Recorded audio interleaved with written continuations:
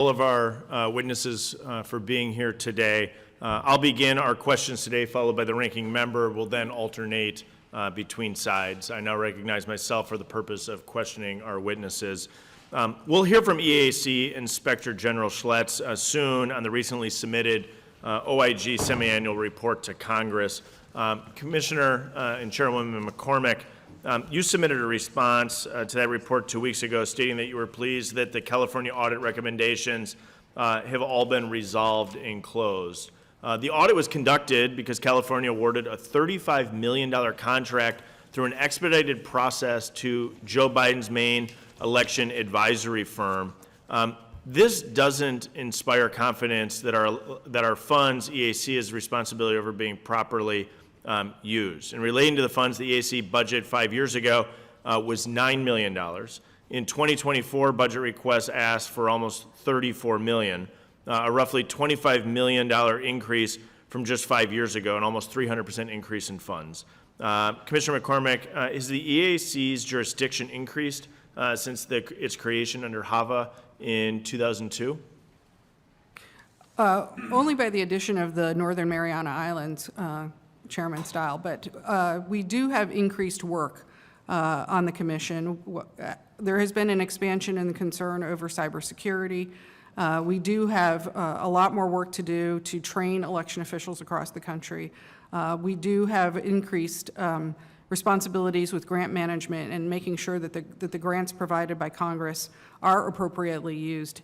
We were also concerned about the California contract between SKD Knickerbocker and the California Secretary of State's office. In fact, we received several letters from this committee, and we also asked our Inspector General to look into that contract because of the concern of the inappropriate use of HAVA funds for get out the vote and voter registration activities. What Commissioner McCormick, I mean, if we look at the website, I mean, SKD Knickerbocker, I mean, this wasn't overly complicated. I mean, you go to their website, and it is Joe Biden for president.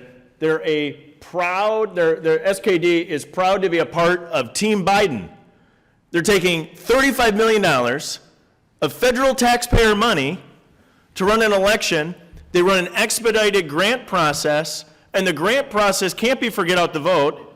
It's got to be to properly administer their elections.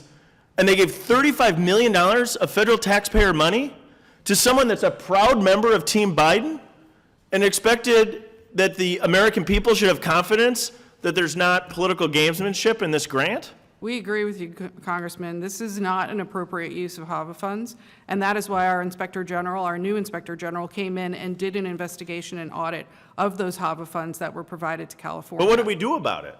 The $35 million went out, went to California, was spent?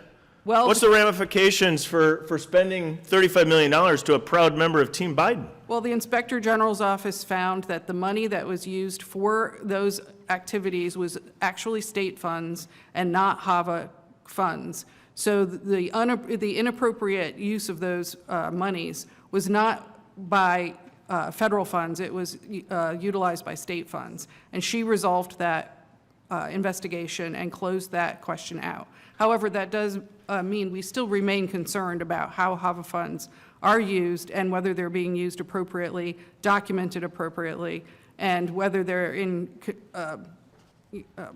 can be reconciled with the plans that the states provide to us on how they're going to use the funds. And so I read your written testimony. In your written testimony, you note that you're going to use some of this increase, the $25 million increase that you're requesting, to enhance the auditing and oversight Correct. of the grant making. How big is the team now? How big is it going to be? What are your needs in that respect? Well, we have several members we have maybe, I think, 3 members in our grants division right now.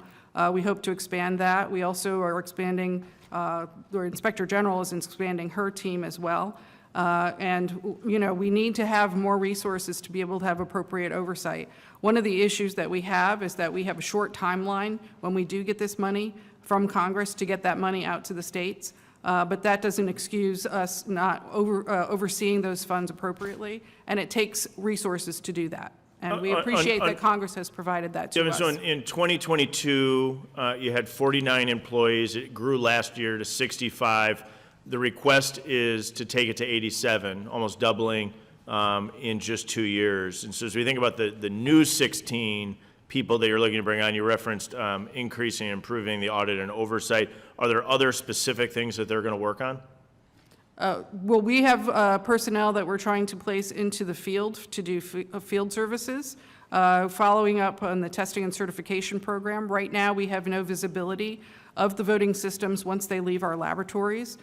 We plan on hiring field service auditors to go out into the country and to make sure those machines stay up to date and are still meeting the certification requirements, and to assist election officials in any kind of issues that they have with maintaining their voting systems. Okay, I'm gonna go back, because I pulled up while you were speaking, the Office of the Inspector General report, that according to SOS, 11.8 million in EAC HAVA funds were used for SKDK contract, 9.9 million of which were CARES Act funds, and 1.9 million of 2018 consolidated funds. I just think it's broadly concerning to the American people when we see the appearance of political activity with federal taxpayer dollars, and we're looking for an increase in your budget. You're overseeing a lot of the grants that are going out to the states. Some of our states are using these funds in productive and thoughtful ways to better administer elections.